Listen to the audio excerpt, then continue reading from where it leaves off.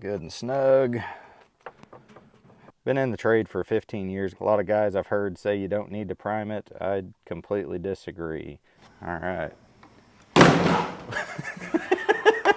Pay attention to your surroundings. Out here today to look at a water problem that had water leaking into a closet. Thought it might have been from the HVAC system, but found a tube busted loose, or not busted loose, popped loose from the water softener, and I think that's our issue. Put it back in place already, but we're going to do our diligence while we're here because I don't want to leave any stone unturned and get called back out here for something I should have checked the first time. So right below here is where the water damage was at. Well, it didn't lead to water damage, thank goodness, but where the water spot was at. So I'm checking the sheetrock, checking the insulation. So far I see no signs of any kind of damage coming from up here, which is further leading me to suspect that the issue was that drain tube popped loose. And I'll confirm that with one of our plumbers. I'm no plumber, but that makes sense to me, and I've got a good team of people I can ask to confirm that. Get up here, we've got no signs of water in the pan currently, or backed up water in the drain line anyway. But what we're going to do is I think we actually will go ahead and cut this P-trap out. This is a blow-through coil, and it's going down. It's trapped down beneath, so there's no need for this P-trap on a positive pressure evaporator coil. P-traps are great when they're necessary, but when they're not necessary, they're just going to lead to unnecessary clogs. So we're going to go ahead and take care of that. We're just going to reroute it from the start of the furnace to here with some new PVC and fittings, and make sure this drain's good and clear for them. So we're going to go ahead and clear this drain while we're here. Been good long-time customers, and since they called us out for a water issue, and they've called us out many times in the past for other legitimate issues, we're just going to do a drain clearing for them while we're here, even though it's not the issue. Kill the unit for now just to make it less potential for blowing some water out of that as we cut into it. And you can see here this has been coupled onto a million times. I say a million, 3 times over the years. So it leaves us with no choice but just to get rid of this, and we're going to go back with a new male fitting, get rid of this trap. Yep, that happens quite a bit when you cut through a coupling. This has been coupled together. I would say that this at one point was used to blow through a clogged drain, and they glued it back together, but they left us no room in between. You know, one thing I like to do in this situation, you can put a rubber coupling in there. They're a little bit expensive, 10, 15 bucks a lot of the time, but you've got a permanent coupling there that you can remove to blow through your coil, and it comes with 2 hose clamps on it that you can put back in place. So I think that's what we'll do. And so here we're going to start by making sure this is clear before, because right out here we're just over the ceiling, so we definitely don't want any water damage on the ceiling. So we're going to clear this drain first, make sure that this looks like an old discontinued secondary drain right there. So at one point when the system was changed out, they did away with the secondary drain and just plugged the pan with the switch, which is code just fine. I do like to have a secondary drain if we can have it, though. With a lot of times you can put a ball valve on it right there and have a switch as well. If this clogs up and spills over into the pan, the water will rise, killing the float in the pan, but then you can come open your ball valve and clear your main drain. Now he's down there waiting on me. This is nitrogen. I've got a drain cat, is what they call this little nitrogen tank. And it beats the heck out of carrying a 20-pound nitrogen bottle through an attic, because this thing's probably 3 pounds. You fill this from your big nitrogen bottle just at the van. Very nice tool. It's fairly pricey, but man, is it worth it to not clunk around a giant heavy nitrogen bottle with you in the attic. We're going to go ahead and get ready here, kind of see some trajectory. So, oh yeah. So what I'm going to do is cut it back here first. I'm going to go ahead and get it primed up because I know where I'm going to be. I know about where I'm going to be cutting. Just right behind this coupling here. So we'll go ahead and get that good and primed. Been in the trade for 15 years. Got a lot of different opinions on glue. A lot of guys I've heard say you don't need to prime it. I completely disagree. They say certain kinds of glue are just fine without primer, but if you're not using a good primer before your glue, you're not doing things correctly, in my opinion. One thing, I had a buddy years ago that cut through a electrical wire because they had it strapped to the bottom of some PVC, so I've gotten the habit of just feeling underneath the PVC to make sure I don't end up getting electrocuted. Try to keep that in the pan. We are in Blanchard this morning. Today's high per David Payne is going to be about 100 degrees, and it is it's been a rough week in the attics. I spent a good chunk of yesterday in an attic. Actually, last Thursday, when it was similar weather, about 100 degrees, me and another guy had to spend about 7-8 hours of our day in an attic, and that was rough. And we're looking at similar conditions outside today. That kind of time in an attic can definitely change you. You got to be careful, be very mindful of staying hydrated, because that is the biggest risk, and it can catch up with you before you even realize what's going on. You know, luckily I've never had a real bad event. I've had times where I've been drenched in sweat, heart pounding, head hurting, but luckily I've never been to a point where I needed to be hospitalized or even had to leave a job. But I was trained by some good fellas that taught me to know when to abandon the work for a few minutes if you have to.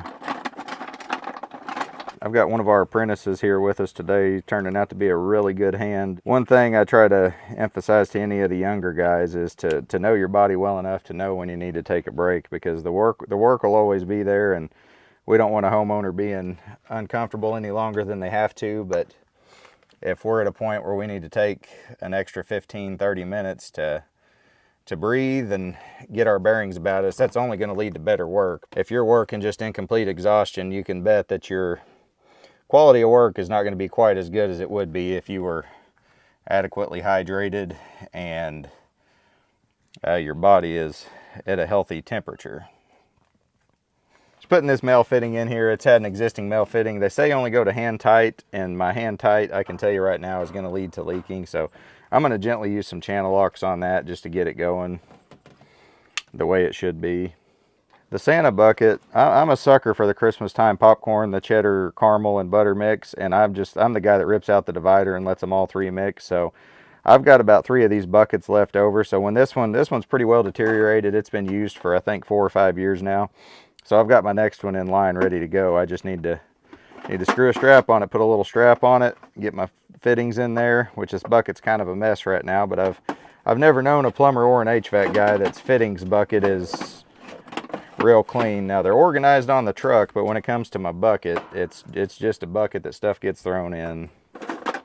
So we're just going to gently thread this in a little tighter if I can get my channel lock set to the proper size, because it's fairly easy to crack a pan, so you don't want to get too punk rock with this thing. You don't want to be bearing down with all your might by any means, and I guess that kind of comes with experience, is to when is snug enough, because right there, that resistance, I'm comfortable with that. That tells me we're not going to be leaking. Get back to our purple primer. Get this thing good and clean. Let this primer dry for a second before we apply some glue. I think bringing primer in an attic is one of the most nerve-wracking things that any HVAC tech is going to go through, because if you spill this little bucket of stuff right there that's thinner than water, you are undoubtedly going to leave some purple spots on their ceiling.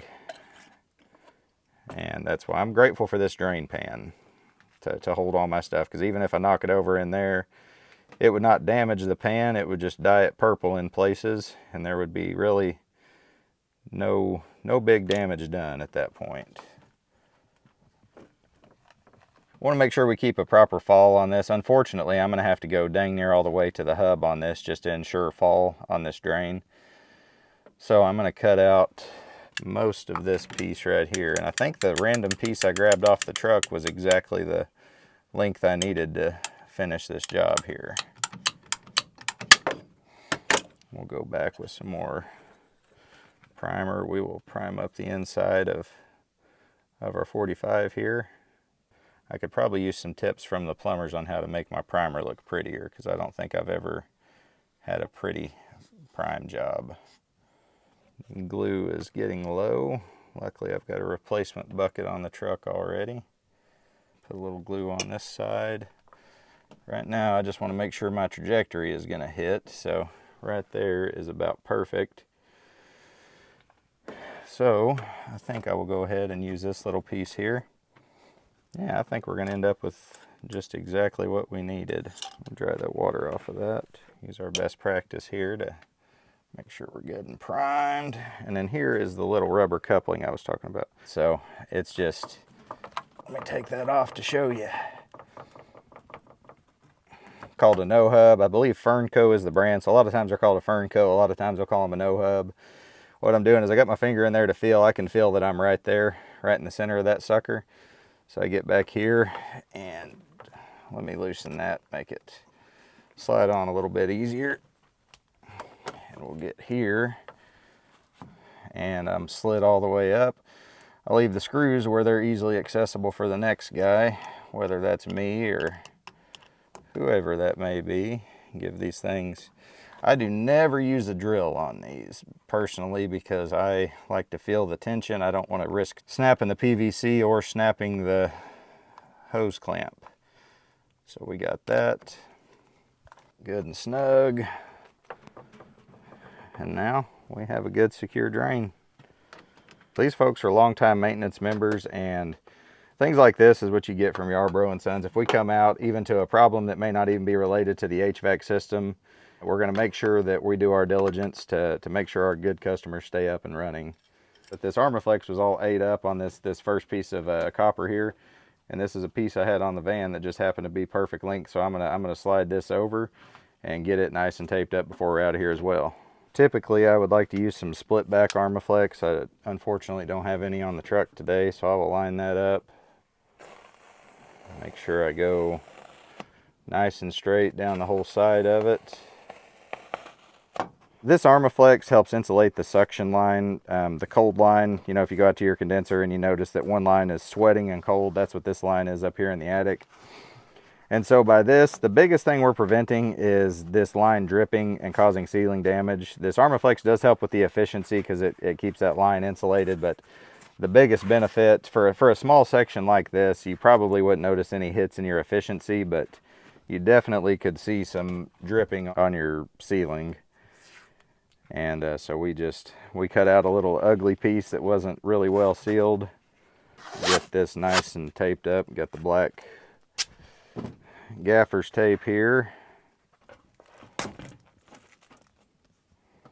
As far as the most common issues I found with HVAC systems this summer, drains have been a big one. I think I've replaced more drain lines than I have before, which we've actually changed our way of doing things because the code calls for 3/4 inch drain line.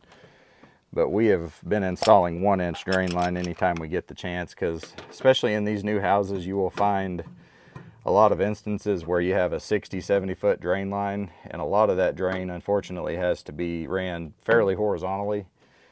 And we have run into a lot of drain line issues.